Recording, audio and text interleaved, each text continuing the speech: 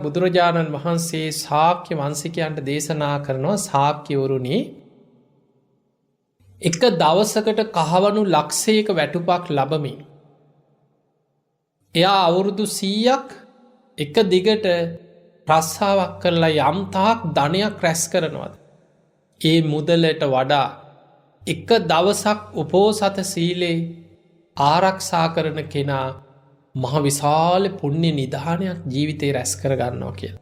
එක දවසක් උපෝසතය රැකීමේ වටිනාකම් බුදුරජාණන් වහන්සේ පෙන්නන.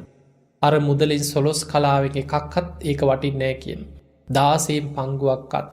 දවසක් උපෝසතයේ සමාදන්වීමේ වටිනාකම හර තරන් ධනයක් රැස් කරන එක කියන්නේ ඒක දාසයෙන් පංගුවක්කත් වටින් දෙයක් නෙමේ කියන ඒ ධනේ.